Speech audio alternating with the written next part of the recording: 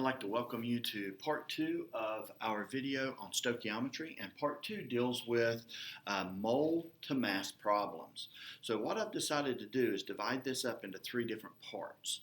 Hopefully that's going to make it easier for you to resource back and look up if you have any problems instead of watching one 25-minute video and trying to pick it out. You'll know which video to watch. So I'm going to go through and just simply start from the problem itself. And again, I have the Stoichiometry Road Map already drawn out. Example problem 2 is found in your notes, and you will copy it down on your paper, and then after we finish these 2, you'll take a pic and post it into our notebook. So the question says, what is the mass in grams of glucose produced when 3 moles of water reacts with carbon dioxide? So we've already talked a little bit about how to start addressing the problem. Very first thing that we want to do is we want to write down what we're given, and we also want to write down what we're looking for. So in this one, you can see that I'm given 3 moles of water. So I'm just going to simply say 3.00 moles. So I've written down what I was given. I'm looking for, in this time, it is the mass in grams of glucose. So I've got written in what I'm given, what I'm looking for. So the next thing that I need to do is just simply go through and balance my equation. Most of you understand, or most of y'all remember, that this right here, CO2 and water, yields glucose and oxygen. That is photosynthesis. Photosynthesis and cellular respiration, these equations come up quite often. Always remember that it balances with a 6 and a 6, a 1 in front of the hydrocarbon, and a 6 in front of the oxygen. So we've got our balanced equation. So now we're going to come back up and see where we're starting and where we're going to using our mole map, or our stoichiometry road map. So we're starting with moles of the first substance. So I'm just going to put a little star right there so that it shows me where I'm starting. And I'm going this time not to moles like yesterday or part 1, but to mass, which is right here. So what that tells me is I'm starting with my first substance, the moles. So again, we never read from right to left, so we're not going backwards, we're going to be going in that direction. So in this one, I'm going to have to do a problem in my factor label box to go to the moles. Then I'm going to have to do a second one that goes to mass. So we're going to go from mole to mole and then moles to mass. So let's go ahead and write down what we're given. So again, we always write down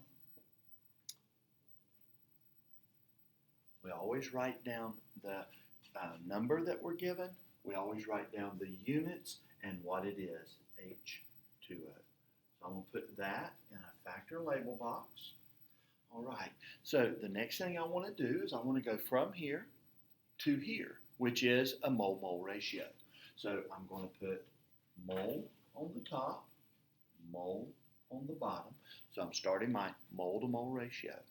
Next is moles of what I'm looking for. In this case, it's glucose, so it's C6H12O6.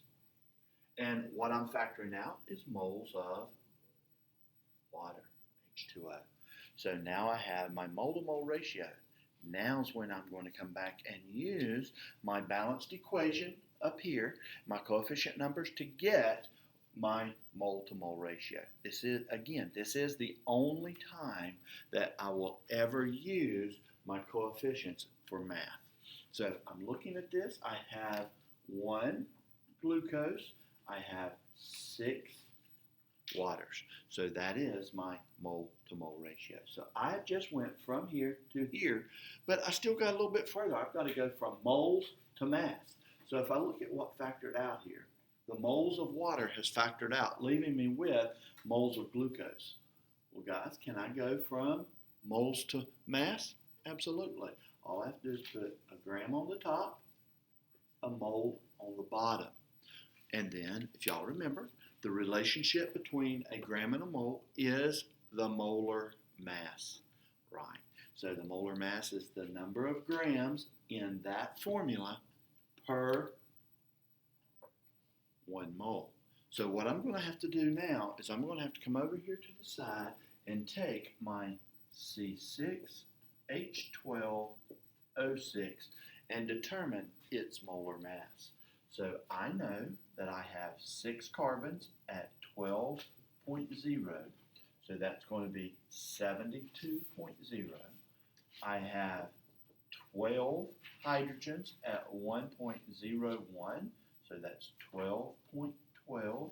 And I have 6 oxygens at 16.0. So that's going to be 96.0. So guys, if you have forgotten how to do this, this is the format. You write the formula down, you do atoms for each one, and multiply it by their mass from the periodic table. So the mass of 1 carbon on the periodic table is 12.0. So when I add these together,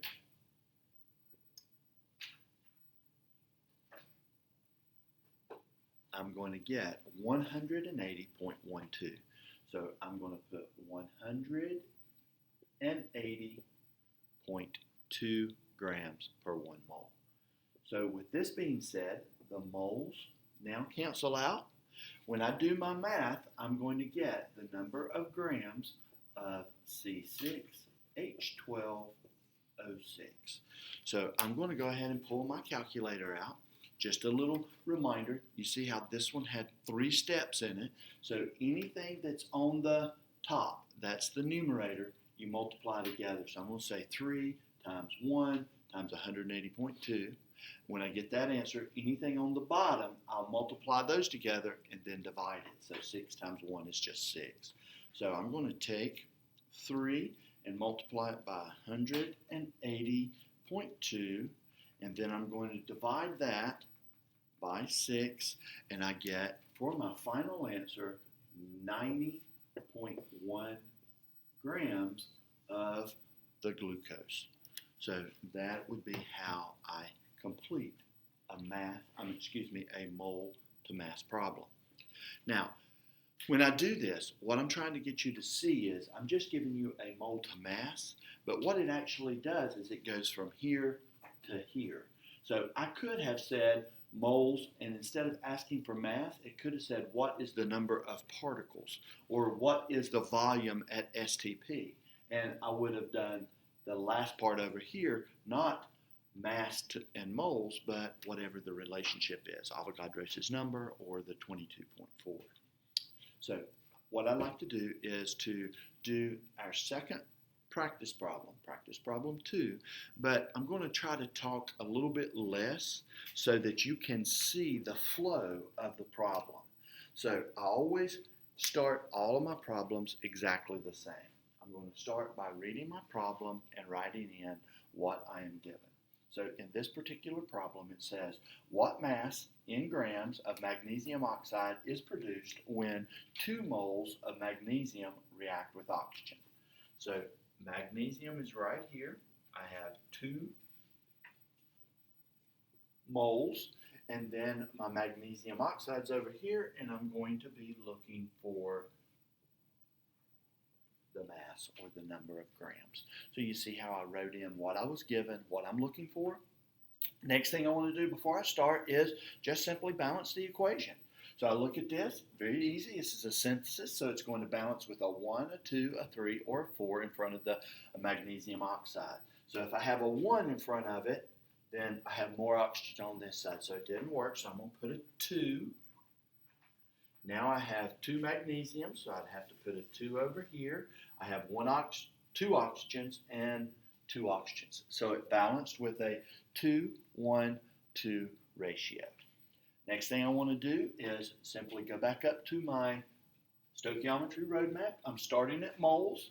I'm going to grams. Always read from left to right, so I'm going to have to go moles, then do a mole to mole ratio, then use the molar mass to go to mass. So that's going to give me 2 math problems. So I'm going to go through and write down what I'm given, 2.00 moles, and that's of magnesium. All right, the first thing that I'm going to have to do is go from moles to moles of my second substance.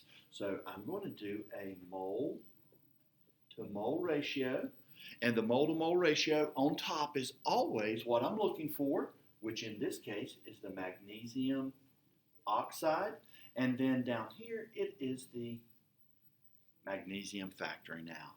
So I come back over to my balanced equation and I go 2 to 2 because this time it's 2 moles here and 2 moles there. All right, that is going to allow the moles of magnesium to factor out, and I'm left with moles of magnesium oxide. Well, I don't stop right there because I'm right here on my Stoichiometry Road Map. I need to go one more step over. So I'm going to go to mass, and I would have to factor out the number of moles. When I do that, that is going to be the molar mass, the number of grams per 1 mole. So guys, I always come back over here. I like to do my molar masses on the left so it doesn't get interfered with the work that I'm doing over here. So I'm going to come back and say MgO. So I have 1 magnesium, so I'm going to have to find magnesium on my periodic table. It is 24.3, so I got 24.3. I have 1 oxygen at 16.0. So my magnesium oxide is going to have a molar mass of 40.3. What does that mean? Well, the molar mass is 40.3 grams per 1 mole. So from here, guys, the moles will cancel out, leaving me with grams of magnesium oxide. So all I have to do is come back in and put my numbers in. So I'm going to say 2 times 40.3 equals, and then divide that by 2 from the denominator, and I get 80.6 grams. So guys, that is how we solve for a mole to mass problem. Remember, this is your basic setup. This is your template for any mole, and it doesn't have to be just to mass. It's also to the particles, but we would use Avogadro's number, 6.02 times 10 to the 23rd particles per 1 mole.